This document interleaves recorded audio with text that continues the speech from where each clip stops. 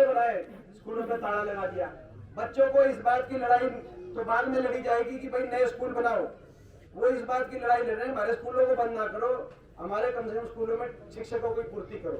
कहने का मतलब प्राइवेट की तरफ और शिक्षकों की सरकारी जो है नौकरी खत्म करने की तरफ जो सरकार जाए, तो हर वर्ग, तो भाई अब एक बात है, हर वर्ग को, अलावत साहब आप बैठ जाओगे, अलावत साहब बैठ जाओ, है ना।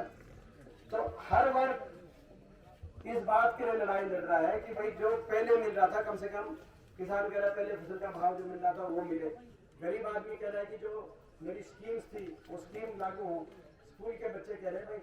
तो भाई ऐसी सरकार जिसने इतना भत्ता बिठा दिया हरियाणा का, पहला फैसला आपको ये देना है, खट्टर साहब को 5 साल का रिन्यूअल का लाइसेंस रिन्यू करके 5 साल और चलाने का लाइसेंस दोगे या बदलाव हरियाणा में करोगे, ये पहला।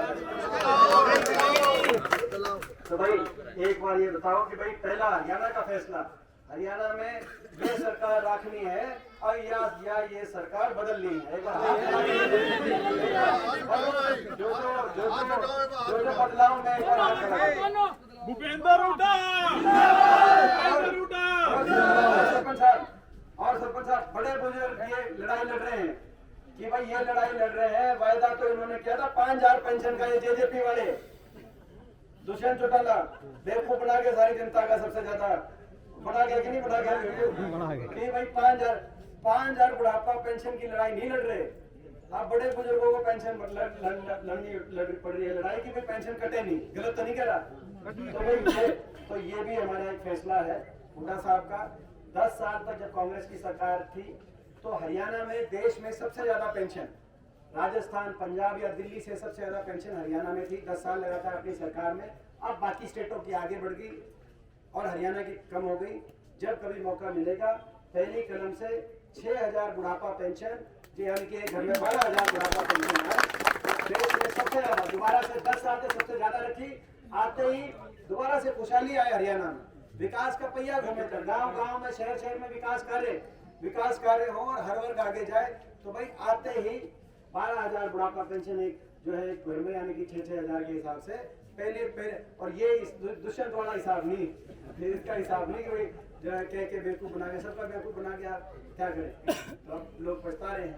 तो कहने का मतलब ये बदलाव का है जी। 5 लाख काट दिए जी, पेंशन काट दी, विधवा की भी काट दी, 5 लाख पेंशन काट दी, विधवा की काट दी। कल मैं कौन से गाँव में था, खासा, कल मैं ये जो खासा माजन लानी खासा गाँव है, वो अपना 85 साल की उम्र और जो है वो ब्लाइंड थे, मतलब सूरदास थे, मतलब ब्लाइंड थे, उनको दिखाई नहीं देता, उनकी पेंशन कट रही है, उनके पास पेंशन नहीं।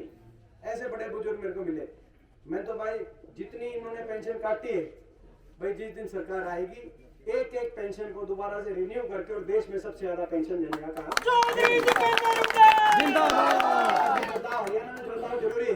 हरियाणा के नौजवान को, जो आज नौजवान देश में सबसे ज्यादा बेरोजगारी से, आज जिस नौजवान को का भविष्य आपने चौपट कर दिया, चौराहे पे ला खड़ा कर दिया, ना सरकारी नौकरी, ना इंडस्ट्री आई, ना कोई औद्योगिक क्षेत्र लगा, ये छोटी बात नहीं है। आज आदमपुर क्षेत्र के अंदर पूरा विधानसभा क्षेत्र एक ऐसा विधानसभा क्षेत्र, यहाँ पे कोई औद्योगिक क्षेत्र ही नहीं है, ये कोई छोटी कोई इंडस्ट्रियल एरिया, और ठीक बात है। आज ये बेरोजगारी की गर्त में, आज नौजवान के भविष्य को जो धकेला है, तो आज हरियाणा के नौजवान, हरियाणा बेरोजगारी में नंबर 1 और नशे में भी नंबर 1। आज नशे में पंजाब से आगे जो आंकड़े थे नशे में, ठीक कह रहे हैं, और हरियाणा पंजाब से आगे नशे में आ गए। ये आपके और हमारे लिए बड़े सोचने की बात है। ऐसे लोगों के अगर लाइसेंस रिन्यू कर दोगे जो गाड़ी चला रहे हरियाणा की, जिन्होंने कोई सरोकार नहीं है, उन्होंने कोई, बड़े दुख की बात है, हरियाणा जो दिल्ली के 3 तरफ देश में सबसे आगे पहुंच सकता है हरियाणा विकास के मामले में, लेकिन आज हर आदमी को चोट पहुंचा के, हर आदमी को, हर वर्ग को दुखी करने का काम इस सरकार ने किया है। तो एक बार बदलाव हरियाणा में, हरियाणा के भविष्य को बचाने के लिए बदलाव बहुत जरूरी है। मैं अपने सारे नौजवान साथियों से कहना चाहता हूँ। दूसरी बात, एक बदलाव हरियाणा में भी होना चाहिए और एक बदलाव आदमपुर में भी होना चाहिए, क्योंकि आदमपुर के जो ये विधायक रहे हैं, ये जनप्रतिनिधि रहे हैं, इनकी कार्यशैली जो रही है, वो आप कैसे वोट रहे हो मुझे समझ नहीं आता, मगर बाकी कोई नहीं होते आदमपुर के नाम बताया देखो मैं एक बात बताऊं, देखो एक बात बताऊं, देखो एक इसमें देखो एमपी साहब है, हाँ जी एक बात सुनो, हाँ सर साहब इस गांव के अंदर SC BC उसको जिताती थी, हाँ जी। वो हरियाणा का काम करेगी। सबसे पहले स्लेब गांव से हारेगा, उसके बाद में आजमपुर से हारेगा और सारे हरियाणा में हारेगा।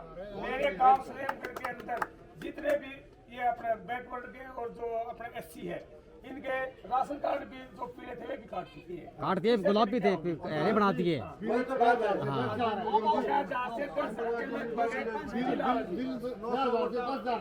इसके 2 लट्टू जगह दी, 2 लट्टू अच्छा एक ये भी हमने भाई एक और बात देखो, एक तो ये वही मैं कह रहा हूँ ना, लड़ाई इस बात की लड़नी पड़ रही है, जिसका कार्ड था उसको कार्ड की लड़की कार्ड काटने लग रहे हैं, तो कार्ड वाला तो करेंगे नहीं, हम सफाई साथ नहीं कभी अपनी एक और जो बिल की बात है ना, तो आते ही एक काम और करेंगे।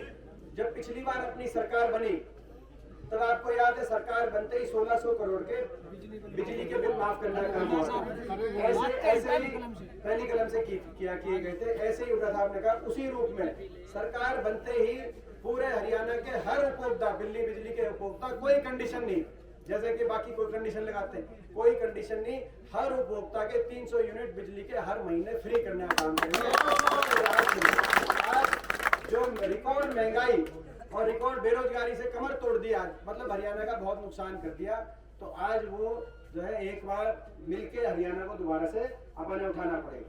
दूसरा मैं आदमपुर पे आ रहा था, ऐसे जनप्रतिनिधि, मेरा भी तजुर्बा है, मैं भी आप लोग के आशीर्वाद से, हरियाणा के लोगों के आशीर्वाद से पिछले 18-19 साल से देश की सबसे बड़ी पंचायत संसद का सदस्य, शायद मेरी उम्र में 42-43 साल में इतना लंबा तजुर्बा देश में शायद किसी को इतना सौभाग्य नहीं प्राप्त हुआ हो। लोगों ने बहुत आशीर्वाद दिया, अपनी तरफ से मैंने लोगों के मान सम्मान करने की कोशिश करी, लोगों ने भी आशीर्वाद देने में वो कमी नहीं छोड़ी। लेकिन मैंने ऐसा जनप्रतिनिधि नहीं देखा, ये मेरे साथ सांसद भी थे, कभी संसद में इनको बोलते नहीं देखा, आदमपुर के लोगों की हकों की कोई बात उठाते नहीं देखा। ये विधायक भी थे, हमारे 30 विधायकों की ड्यूटी लगी हुई है पूरे आदमपुर में, आप किसी से पूछ लेना, और हमारे छोड़ो आप बीजेपी के विधायकों से पूछ लेना, इनको कभी विधानसभा में किसी ने बोलता नहीं देखा। अपने गांव में स्कूल की अपग्रेड की बात थी, किसी गांव में पानी की बात है, ये विधानसभा में एक दिन नहीं बोलते, नहीं संसद में जब थे तो संसद में एक दिन नहीं बोलते। ये लोगों के सुख दुख में आके विकास कार्यों में रुचि नहीं लेते, विकास कार्यों के लिए लड़ाई नहीं लड़ते। ये इनकी जो ग्रांट मिलती है वो ग्रांट हल्के में ले जाते, ग्रांट वापस सरकारी खाते में जमा हो जाती है। ये देश में इस प्रकार की कार्यशैली, ये हल्के में नहीं रहते, ये कहीं रहते हैं पता नहीं कहाँ रहते हैं, अपना गुड़गांव रहते हैं, कहाँ रहते हैं, मगर शहर से बढ़ते हरियाणा में रहते हैं।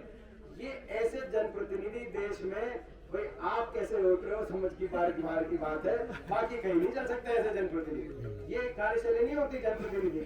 और किसी भी जनप्रतिनिधि को अगर पार्टी बदलनी है तो पार्टी आपको बदलनी है, आप अपने स्वार्थ में क्यों बदलते हो? राज्यसभा के चुनाव की वोटिंग थी, उससे आदमपुर के लोगों को क्या लेना देना था? बीजेपी को एक वोट जरूर चाहिए थी। बीजेपी वोट लेने के लिए तरह तरह के हथकंडे अपनाती है, ये सबको पता है पूरे देश में। कहीं लोभ लालच से एमएलए को तोड़ती है, कहीं जो है जांच एजेंसियों का डर दिखा के एमएलए को तोड़ती है, भ्रष्टाचार के मुकदमों का डर दिखा के एमएलए।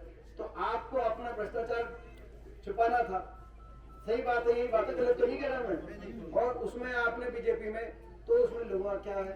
तो ऐसे जनप्रतिनिधि, देखो ये ठीक कह रहे हैं कि ऐसे जनप्रतिनिधि, ये दौर जो है प्रजातंत्र का दौर है। आप सबसे मैं ये बदलाव के